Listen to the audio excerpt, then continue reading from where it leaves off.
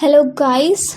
So, welcome to the next lecture, that is lecture number 4 on the topic Introduction to Strategic management. तो देखो, हमने first second और third lecture में देखा क्या। फर्स्ट लेक्चर में हमने देखा स्ट्रैटेजी और स्ट्रैटेजिक मैनेजमेंट में डिफरेंस होता क्या है। स्ट्रैटेजी ये क्या होती है, एक प्लान होती है, और स्ट्रैटेजिक मैनेजमेंट क्या है, implementation, evaluation, control of the strategy. Second lecture में हमने देखा कि स्ट्रैटेजी ये पार्टली प्रोएक्टिव होती है और पार्टली रिएक्टिव होती है। यानी स्ट्रैटेजी जो बनाई जाती है उसमें कुछ एलिमेंट्स होते हैं जो प्रॉपरली प्लान किए जाते हैं, लेकिन ऐसे कुछ एलिमेंट्स छोड़े जाते हैं जहाँ पर ऑन द स्पॉट डिसीजन लिया जा सकता है। फॉर एग्जांपल, अचानक जब कोविड आया था तब हर एक बिजनेस को अपने स्ट्रैटेजीज को चेंज करना पड़ा, कुछ डिमांड के हिसाब से अपने प्रोडक्ट्स को बनाना पड़ा, प्रेफरेंस देना पड़ा, या तो फिर उस तरह से उसके अंदर डेवलपमेंट करने पड़े। और हमने इसके अंदर एक एग्जांपल देखा था, राम का होटल, पार्टली प्रोएक्टिव, राम का होटल में जाना। ओके, तो वहाँ पर हमने क्या देखा था कि जब वो होटल में गया था उससे फीडबैक लिया गया था, अदर कस्टमर से फीडबैक लिए गए थे, और फीडबैक के अकॉर्डिंग जो कुछ भी जहाँ पर होटल लैक करता है वहाँ पर उन्होंने अपने में इम्प्रूवमेंट्स लाया था। रिएक्टिव का एग्जांपल हमने क्या देखा था, तो जो कुछ भी स्मार्टफोन से जो रिलीज़ किया गया था, न्यू रिलीज़ था, उसके अंदर ओवरहीटिंग की वजह से ओवरहीट होने की वजह से कंपनी ने सारे जो कुछ भी डिफेक्टिव आइटम से उसे रिकॉल किया था, फिर से मंगवाया था कस्टमर से। ओके, उसके बाद में हमने क्या देखा था कि ऑब्जेक्टिव्स फर्स्ट लेक्चर्स में देखे थे, बेनिफिट्स ऑफ स्ट्रैटेजिक मैनेजमेंट। तो बेनिफिट्स ऑफ स्ट्रैटेजिक मैनेजमेंट में कौन कौन से बेनिफिट्स हमने देखे थे। तो स्ट्रैटेजी क्या करती है, डायरेक्शन प्रोवाइड करती है। क्या करती है, डायरेक्शन प्रोवाइड करती है कंपनी को आगे बढ़ने के लिए। गोल्स और मिशंस को वो डिफाइन करती है, ऑर्गेनाइजेशंस को प्रोएक्टिव रहने में मदद करती है। उसके बाद में देखा था एक फ्रेमवर्क को प्रोवाइड करती है मेजर डिसीजंस लेने के लिए। देन हमने देखा था कि गाइडेंस, एंटायर ऑर्गेनाइजेशन को गाइडेंस प्रोवाइड करती है जहाँ पर डिफ़िकल्ट पॉइंट्स है, क्रूशियल पॉइंट है वहाँ पर। उसके बाद में ऑर्गेनाइजेशंस को प्रिपेयर करती है कि वो फ्यूचर को अच्छी तरह से फेस कर सके, अपना एक पोजीशन, एक स्टैंड ले सके in difficult environment, complex environment. Then वो path finder to various business opportunities को फाइंड आउट करने में हेल्प करती है। अब ऑर्गेनाइजेशन एबल होते हैं अपॉर्चुनिटीज़ को आइडेंटिफाई करने के लिए, देन हमने क्या देखा था, एक कॉर्पोरेट डिफेंस मैकेनिज्म करके वो एक्ट सर्व करती है। बिजनेस की लॉन्गेटिविटी बढ़ाती है, यानी कंपनी बहुत सालों तक चल सकता है। Helps organisation to take clear stand in related industry में खुद का स्टैंड बनाने के लिए वो हेल्प करती है। Then core competencies and competitive advantage को डेवलप करने में हेल्प करती है। देन हमने देखा था कि डाइवर्सिटी हो, इंक्लूजन्स एंड इक्विटी हो, अवेलेबिलिटी को इम्प्रूव करना हो, अफोर्डेबिलिटी हो, accessibility of the product and services, जहाँ पर वो एक्सेसिबल नहीं है वहाँ पर उसको एक्सेसिबल करना, इन सारे में जो कुछ भी डिसीजंस है वो लेने में वो हेल्प करती है। और आफ्टर दैट हमने अब नेक्स्ट पॉइंट, ये मैंने आपको इतने फास्ट इसलिए बताया क्योंकि हमने पहले 3 लेक्चर्स में इन सभी बातों को हमने डिटेल में एक्सप्लेन किया है। वहाँ पर मैंने आपको ये भी बताया था लास्ट लेक्चर में कि कॉम्पिटिटिव एडवांटेज होता क्या है और कोर कॉम्पिटेंसी होता क्या है, बताया हुआ था। आगे फिर से पढ़ेंगे, लेकिन शॉर्ट में तो बताया था मैंने। देन देखो लिमिटेशंस, आज जो हम पॉइंट्स में पढ़ाऊँगी वो होगा लिमिटेशंस ऑफ स्ट्रैटेजिक मैनेजमेंट। इसके लिमिटेशंस क्या, अब हमने देखे बेनिफिट्स, लेकिन अब देखेंगे हम लिमिटेशन। देखो first limitation, environment is highly complex and turbulent. देखो एनवायरनमेंट, आज n नंबर ऑफ बिजनेस है, हर एक कस्टमर्स का प्रेफरेंस अलग होता है। इवन अगर आप क्लॉथ सेंटर में पे जाओ ना, आपका एक सिंपल कुर्ता लेने, तो आप जल्दी से नहीं देखोगे, आप इतने सारे कुर्तीज़ निकालोगे और फिर उसमें से 1 या 2 चूज़ करोगे। ओके, दिस इज़ बहुत सारे प्रेफरेंसेस हैं। ओके, फैशन चेंज हो जाता है और लोग वो लेना पसंद करते हैं जो क्या है रिसेंट ट्रेंड में है। तो यही है कॉम्प्लेक्स एनवायरनमेंट। तो देखो इजी पॉइंट्स है, लिमिटेशंस ऑफ स्ट्रैटेजिक मैनेजमेंट, ये सारे जनरल पॉइंट्स हैं, लेकिन फिर भी मैं आपको एग्जांपल के साथ में पढ़ाऊंगी। देखो difficult to understand complex environment. देखो फर्स्ट है environment is highly complex and turbulent. Environment क्या होता है, हाईली कॉम्प्लेक्स होता है एंड टर्बुलेंट होता है। So difficult to understand complex environment. अब इसके अंदर क्या है, कंपनीज को एनवायरनमेंट को, जो कुछ भी कॉम्प्लेक्स एनवायरनमेंट है उसे समझने में क्या होती है, डिफ़िकल्टी होती है, मुश्किलात आती है। तो इसके अंदर देखो अगर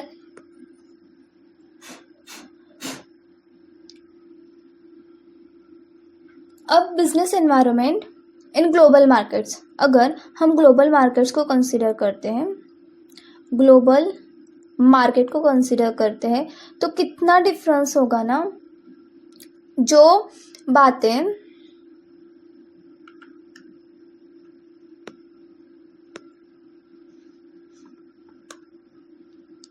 जो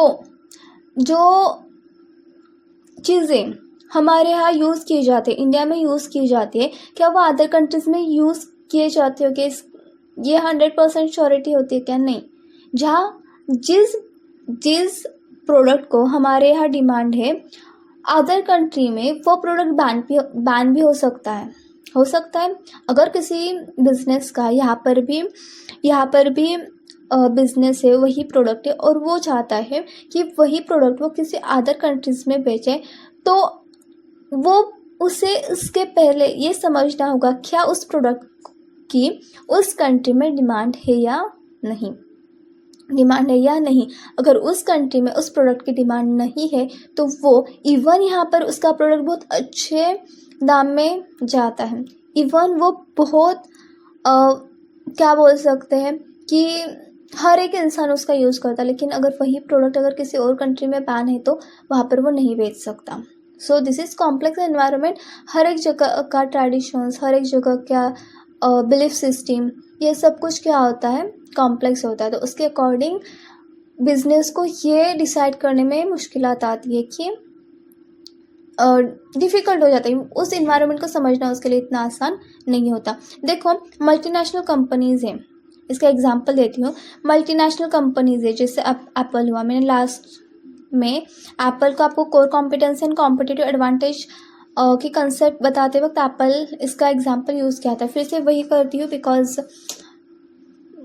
यू नो व्हाट, देखो या तो फिर सैमसंग का भी दिया था। एप्पल हुआ, सैमसंग हुआ, तो ये वर्ल्ड वाइड ऑपरेट करते हैं। हाँ, इनका मार्केट प्लेस ग्लोबल मार्केट इनका सब पास है। अब इनका इन्वायरमेंट कॉम्प्लेक्स क्यों होगा, देखो कंज्यूमर प्रेफरेंसेस चेंज होते हैं। क्या होता है, कंज्यूमर प्रेफरेंसेस चेंज होते रहते हैं। इस साल अगर एक बात का ट्रेंड है तो अगले साल वही कंज्यूमर दूसरा प्रेफर करना चाहेगा ना। देन गवर्नमेंट रेगुलेशन से, मैंने अभी आपको बताया, अगर कोई प्रोडक्ट हमारे इंडिया में चलता है तो वही प्रोडक्ट अदर कंट्रीज़ में उसका डिमांड होगी, ऐसा नहीं है ना। वहाँ का गवर्नमेंट उसे बैन भी कर सकता है। This is government regulations. या तो फिर अदर लॉज हो गए, यहाँ का लॉज वहाँ पर एप्लीकेबल होगा, not necessary. So supply chain disruption, अगर सप्लाई ही नहीं है, अगर वो प्रोडक्ट डिमांड में है लेकिन कंज्यूमर तक वो नहीं पहुंचा सकता, तो उसका क्या फ़ायदा। Then competition from multiple global and local players. Okay, competitors भी हो गए, सिर्फ वही उस मार्केट में सिर्फ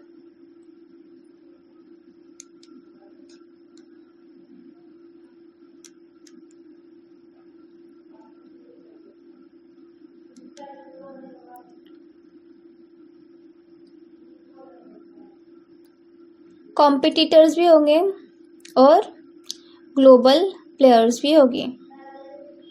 ग्लोबली अगर वो कॉम्पीट करना चाहता है तो अदर मार्केट्स, अदर कॉम्पिटिटर्स भी हो गए, तो ये दिस इज़ कॉम्प्लेक्स एनवायरनमेंट। तो इन सारी बातों को समझने के लिए उसे क्या होता है, डिफ़िकल्टी आती है। Difficulty to pin point how it will shape up in future. Future में वो कहाँ पर जाएगा 100% प्रेडिक्ट नहीं कर सकते। इवन वो 80% स्ट्रैटेजी के अकॉर्डिंग चलते हैं, फिर भी 100% वो पिन पॉइंट नहीं कर सकते ना कि हमारे बिजनेस का क्या होगा। देखो जो जो बड़ी बड़ी कंपनियां कोरोना के पीरियड तक एक टॉप पोजीशंस पे थी, उस पीरियड में क्या हुआ, उनका सेल्स, उनका प्रॉफिटेबिलिटी सब कुछ नीचे आई। वाई? अचानक अनसर्टेनिटी थी ना, फ्यूचर तो वो प्रिडिक्ट नहीं कर सकते थे कि हाँ इस साल में ऐसा होगा। No, this is not possible. So this is difficult to pin point how it will shape up in future. Estimates about future make वो रॉन्ग। एस्टिमेट्स क्या हो जा सकता है, उनके प्रेडिक्शंस गलत जा सकते हैं। And jeopardize all strategic plan. This is, यानी देखो इवन अब देखो एक सिंपल एग्जांपल स्टडी रिलेटेड बताती हूँ। आप स्टडी का प्लान बनाते हो, आप 1 मंथ का प्लान बनाते हो। आप क्या करते हो, 1 मंथ का प्लान बनाते हो। क्या वो 1 मंथ का प्लान 100% डेडिकेशन के साथ भी आपने अप्लाई किया तो 1 मंथ में आपने जो कुछ भी प्लान बनाया क्या वो स्ट्रेट फॉरवर्ड वैसे फॉलो होता है क्या? नहीं। थोड़ा 20% क्या होता है, डिस्ट्रैक्शंस आ जाते हैं। ओके, बहुत डेडिकेशन लगेगा अगर वैसा होगा तो। सो ये हमारा एस्टिमेशंस 1 मंथ का गलत जा सकता है। अचानक से कुछ प्रॉब्लम्स क्रिएट हुए, अचानक से आपको कहीं पर जाना पड़ा, अचानक से कुछ भी हो सकता है। अचानक से इवन आपके जहाँ कहीं पर भी आप जहाँ कहीं फॉर एग्ज़ाम्पल आपने कहाँ पर कोचिंग क्लासेस ज्वाइन किए, कोचिंग क्लासेस ही अचानक से 10 डेज़ में बंद हुए, दैट्स इट। तो क्या होगा, आपने जो कुछ भी अकॉर्डिंग टू सब टाइमिंग के हिसाब से जो कुछ भी टाइमिंग लगाया है, जो कुछ भी प्लान किया है, रिवीजन प्लानिंग का सब डिस्टर्ब हो जाएगा। सो दिस इज सारे स्ट्रैटेजिक प्लान्स को क्या हो जाता है, सारे स्ट्रैटेजिक प्लान्स क्या हो जाते हैं, जो पैराडाइज हो जाते हैं। द एनवायरनमेंट अफेक्ट्स, एनवायरनमेंट को भी अफेक्ट होगा। ऑर्गेनाइजेशन को डील करना पड़ता है सप्लायर से, कस्टमर से, गवर्नमेंट से और अदर एक्सटर्नल फैक्टर से, उसकी वजह से एनवायरनमेंट भी अफेक्ट होगा।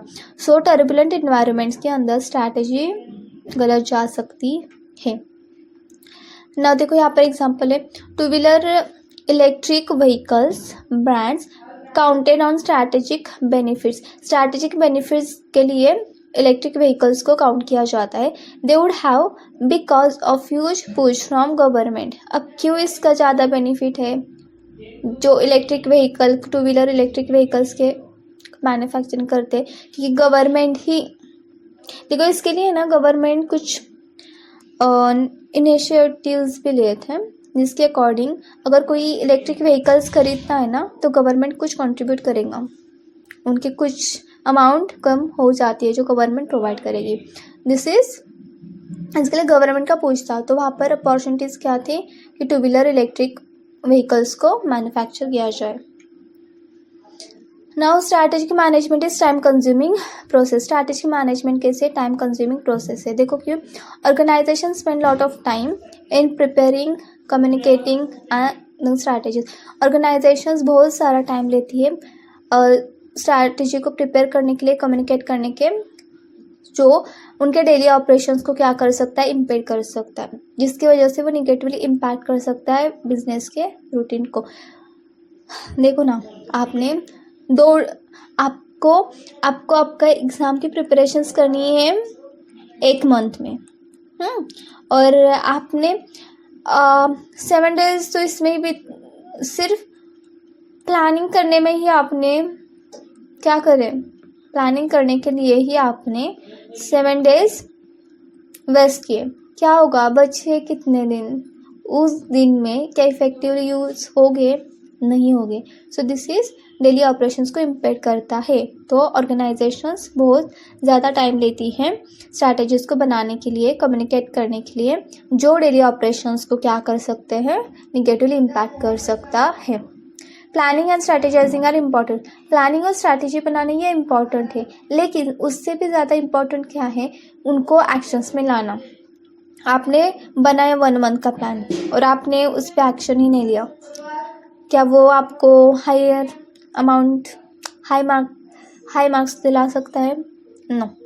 जब तक आप उससे एक्शंस में नहीं लाते तब तक कुछ यूज़ नहीं होगा। If business spend too much time on planning and formulate, अगर बिजनेस बहुत ज़्यादा टाइम स्पेंड करता है प्लानिंग और फॉर्मुलेटिंग के ऊपर, देन वो फ्रूटफुल नहीं होगा। अगर बहुत ज़्यादा टाइम प्लानिंग और फॉर्मुलेटिंग के ऊपर जाता है तो फ्रूटफुल नहीं होगा। Action is most important. Action is most important. Action is most important. Okay, then next third one is strategic management is costly process. Strategic management क्या है? Costly process है। हमने क्या देखा? एनवायरनमेंट ये कॉम्प्लेक्स होगा। सेकंड देखा कि वो डेली ऑपरेशंस को इम्पैक्ट कर सकता है। Strategic management is time consuming process, बहुत टाइम लेगा स्ट्रैटेजी बनाना। नाउ थर्ड क्या है? Strategic management is costly process. ये कैसी है? कॉस्टली प्रोसेस है। Lots of expenses to an organisations को बहुत सारा एक्सपेंस करना पड़ता है। Expert strategic planners need to be engage. देखो, अगर एक प्रॉपर हाई क्वालिटी स्ट्रैटेजी बनानी है जो कंपनी को बहुत ज़्यादा प्रॉफिट देगी, गेन दिलाएगी, तो उसके लिए एक्सपर्ट स्ट्रैटेजिक प्लानर्स हायर करने को बुलाना पड़ता है। ओके, बिकॉज देखो, जब आप CFP बनोगे ना तो आपको फाइनेंशियल एडवाइज़र करके भी एक चांस मिल सकता है। तो आपको वहाँ पर कंसल्ट करना होगा, टैक्स के रिगार्डिंग आपको कंसल्ट करना होगा। तो ये इसमें सब क्या क्या होती है? एक्सपर्टाइज होती है। ऐसे ही लोगों को हायर किया जाता है तो एक्सपर्टाइज है। इवन आपके लीगल केसेस भी होते हैं, वहाँ पर भी आपको एक प्रॉपर एक्सपर्ट, जो कुछ एडवोकेट है जिसमें बहुत ज़्यादा क्वालिटीज़ या स्किल्स है इन उस सेक्शंस को अप्लाई करने के लिए, तो ऐसे एक्सपर्ट्स को आपको हायर करना पड़ेगा। ओके, आपको उनसे ही कंसल्टेशन लेना पड़ेगा। Efforts are made for analysis of the external and internal environment. तो एफर्ट्स किसके ऊपर लिए जाते हैं? एक्सटर्नल एंड इंटरनल एनवायरनमेंट को एनालाइज करने के। देखो, कोई भी बिजनेस स्टार्ट होने से पहले एक स्वॉट एनालिसिस किया जाता है। स्वॉट एनालिसिस होता क्या है? S for strength, W for weaknesses, O for opportunities,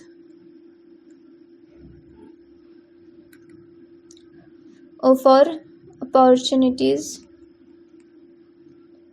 and T for threats. Okay, so strength, weakness, opportunities and threats, इन सब का एनालिसिस करने के बाद एक प्रॉपर स्ट्रैटेजी बनाई जाती है।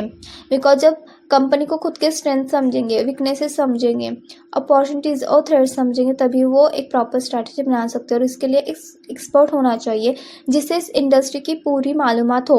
और सिर्फ एक ही इंसान नहीं, बहुत लोगों को अलग अलग मैटर्स के लिए अलग अलग लोगों को से कंसल्टेशन लेना पड़ता है, तब जाके एक प्रॉपर स्ट्रैटेजी बनती है। Strategic management requires expert. Strategic management के लिए एक्सपर्ट्स की रिक्वायरमेंट होती है और वो क्या होते हैं? बहुत ज़्यादा कॉस्टली होते हैं। देखो, आप भी जब CA बनोगे ना तो आप भी उतने ही फी चार्ज करोगे लोगों से जो आपके पास आएंगे क्लाइंट। सिर्फ आपके एक कंसल्टेशन के लिए, एक सजेशंस के लिए, एक एडवाइस के लिए आप बहुत ज़्यादा पैसा गिनोगे। And this is the power of experts. Okay, so need good amount of funds to be spend. उसकी वजह से एक गुड अमाउंट ऑफ फंड्स को स्पेंड करने की ज़रूरत होती है, यानी ज़्यादा पैसा लगता है, क्योंकि एक्सपर्ट्स होते हैं वो ज़्यादा कॉस्ट तो लेंगे ही, फीस तो चार्ज करेंगे ना। विदाउट फीस तो कुछ काम नहीं होता। आज अगर आप एक सिंगल चॉकलेट्स भी लाने जाओगे ना तो बिना पैसे के कोई नहीं देता। पैसे तो आपको देने ही पड़ेंगे। तो ये तो एक्सपर्ट्स हैं जिन्होंने इतने साल अपने गुजारे होते हैं स्टडी करने के लिए, प्रॉपर स्टडी करने के लिए। In competitive scenario where all organizations are trying to move strategically, देखो आज हर जगह पर कंपटीशन है। इवन आप लोकल जगह पे जाओगे ना, इवन आपके खुद के सिटी में, लोकल सिटी में आप जहाँ कहीं पर भी रहते हो, तो देखो वहाँ पर भी छोटे छोटे शॉप भी हुए ना, तो उनके अंदर भी कंपटीशन होता है। ओके, वहीं के वहीं पर कंपटीशन होता है। एक बार क्या होता है हमारे यहाँ पर, कॉमन एग्जांपल लेती हूँ, हमारे सिटी में, हाँ, आमने सामने यहाँ पर एक सेंटर में, हमारे सिटी के सेंटर में आमने सामने दो वड़ा पाव वाले थे।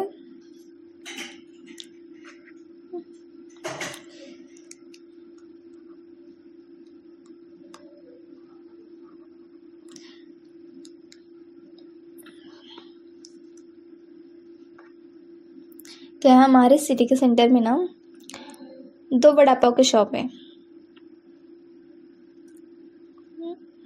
क्या लिख दिया,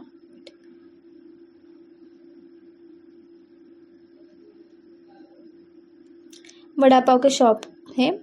अब इसे ऑलमोस्ट 1 से 2 साल गुजर चुके हैं। यहाँ पर एक न्यू स्टार्ट हुआ था, एक था पहले से पुराना वाला, सेकंड वाला स्टार्ट हुआ था। तो एक जो न्यू स्टार्ट हुआ था ना, रेगुलर तो जो कुछ भी प्राइस थी ना, उसकी जो कॉस्ट थी ना एक वड़ा पाव की, वो थी 15 रुपीज़। ओके, पर और जब न्यू वाला जो स्टार्ट हुआ ना, न्यू वाला, उसने उसकी प्राइस रखी 10 रुपीज़। अब क्या हुआ, यहाँ से लोग शिफ्ट होने लगे यहाँ पर 10 रुपीज़। तो ओल्ड वाले ने क्या किया, उसने इसकी कॉस्ट निकाल के 8 रुपीज़ समथिंग कुछ तो रख दी। I am not remembering exactly the amount, but let's say कि 8 रुपीज़ रखी। उसके बाद में यहाँ से लोगों ने फिर से यहाँ पर जाना स्टार्ट किया। अगेन इसने फिर से इस कस्टमर को, या आमने सामने थे ना दो शॉप, अगेन इस कस्टमर्स ने इसकी फिर से कॉस्ट जो थी ना एक की, वो 5 रुपीज़ पे लाकर रख दी। अब क्या हुआ, इसने भी सेम वैसा ही किया। ऐसा चला था ऑलमोस्ट 6 to 7 मंथ ये प्रोसेस चली थी। इसमें क्या हुआ, लास्ट में दोनों को भी नुकसान होने लगा। तो फाइनली उन्होंने एक प्रॉपर प्राइस को डिसाइड किया एंड देन वो प्रॉब्लम सॉल्व हुआ।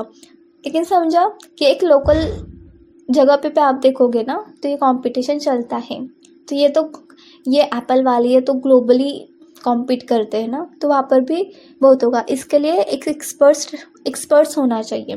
इन competitive scenario where all organizations are trying to move strategically, it is difficult to clearly estimate the competitive response to a firm strategy. इन्होंने अपनी strategy change की दूसरे के according, ऐसे हुआ ना। तो क्या है कि दूसरे हर एक की स्ट्रैटेजी यूनिक होती है, अलग होती है, और ये कोई किसी और को नहीं बताता कि उनकी स्ट्रैटेजी क्या है। अगर स्ट्रैटेजी बनाएंगे तो सामने वाला कॉपी तो करेगा ना, अगर वो प्रॉफिटेबल है तो कॉपी करेगा ना, तो कॉपी नहीं किया जाता। उसकी वजह से प्रेडिक्ट करना मुश्किल हो जाता है। Decisions are taken with in closed doors, अंदर के अंदर डिसीजंस लिए जाते हैं। So it is difficult to analyze strategic planning of the competitor. हर एक कॉम्पिटिटर्स प्राइवेट वे में डिसीजंस लेता है, इसके वजह से स्ट्रैटेजी को एनालाइज करना डिफ़िकल्ट हो जाता है, मुश्किल हो जाता है। देखो, Apple change the market dynamics of a speaker industry by choosing to remove 3mm audio track from iPhones में से उन्होंने 3.5mm का ऑडियो ट्रैक निकाल कर एक इंडस्ट्री में न्यू ही ट्रेंड क्रिएट किया। ओके, इंडस्ट्री को पूरी तरह से चेंज किया। तो ये था आज का लेक्चर्स का। मैं आपको हर एक लेक्चर्स में एक स्पेसिफिक पॉइंट पढ़ा रही हूँ, ताकि जब आप रिवाइज भी करो ना इन लेक्चर्स को, तो आपको इजी पड़े। जब जो पॉइंट आपको करना है ना, तो वो मैं चाहती तो पूरा टॉपिक 3 से 4 आवर में कंप्लीट कर सकती थी, बट मुझे नहीं लगा कि वैसा अच्छा रहेगा। तो this is good for you. देखो, आज क्या देखा हमने, लिमिटेशंस देखे, उसमें 3 पॉइंट्स देखे। मेन मेन हेडिंग वाले। एनवायरनमेंट इज़ हाईली कॉम्प्लेक्स और टर्बुलेंट होने की वजह से बिजनेस को उसे समझना डिफ़िकल्ट जाता है। फ्यूचर में उसके किस तरह से मोड़ लेगा ये भी पिन पॉइंट करना डिफ़िकल्ट जाता है। फ्यूचर के रिगार्डिंग एस्टिमेट्स गलत जा सकते हैं और जो स्ट्रैटेजी प्लान को जो पैराडाइज कर सकते हैं यानी डिस्टर्ब कर सकते हैं। एनवायरनमेंट अफेक्ट्स होता है ऑर्गेनाइजेशंस को, सप्लायर्स को, कस्टमर्स को, governments and other external factor से डील करना पड़ता है, उसकी वजह से एनवायरनमेंट भी अफेक्ट होगा। टर्बुलेंट एनवायरनमेंट में स्ट्रैटेजी गलत जा सकती है। कभी सप्लायर रॉ मटेरियल के सप्लायर्स ने रॉ मटेरियल प्रोवाइड ही नहीं किया, मैन्युफैक्चरिंग नहीं होगा। अगर मैन्युफैक्चरिंग ही नहीं हुआ तो डिमांड बढ़ रही है तो कस्टमर को कहाँ से वो प्रोडक्ट को सप्लाई करोगे। Okay, so this is example. देखो नेक्स्ट सेकेंड वाला क्या है, उसके अंदर strategic management is time consuming process. Time consuming क्यों है, तो स्ट्रैटेजी बनाने के लिए बहुत ज़्यादा टाइम जाता है, लेकिन अगर सबसे इम्पोर्टेंट क्या है, प्रॉफिट को गेन करने के लिए उसे एक्शन में लाना पड़ेगा। ये कंसेप्ट हमने देखी। और strategic management is costly process. Strategic management कैसे, कॉस्टली प्रोसेस है। अब कॉस्टली प्रोसेस क्यों है कि एक्सपर्ट्स को बुलाना पड़ता है, एक्सपर्ट्स के साथ में कंसल्ट करना पड़ता है, उनसे एडवाइस लेनी पड़ती है और एक्सपर्ट्स हायर फी चार्ज करते हैं। This is strategic management is costly process. Okay, so this is most. और आपको सबको बताना था, मैंने जो आप ये नोट्स यहाँ पर बनाए हैं ना, ये स्टडी मटेरियल से बनाए हुए हैं। आप एग्ज़ाम ओरिएंटेड हैं, आप इसे शॉर्ट 100% यूज़ कर सकते हो एग्ज़ाम के लिए। ओके, आप ऐसे नहीं ये तो मैम ने ऐसे नोट्स दिए नहीं, आप 100% यूज़ कर सकते हो। दिस इज़ प्रॉपर वे में नोट्स बनाए मैंने, एफर्ट्स डाले बहुत इसे बनाने के लिए। Okay, so thank you so much. I hope कि आपको आज का भी लेक्चर अच्छा लगा होगा। कमेंट्स में ज़रूर बताना। वीडियो को लाइक करना, वीडियोस को शेयर करना और चैनल को भी सब्सक्राइब करना। Thank you so much.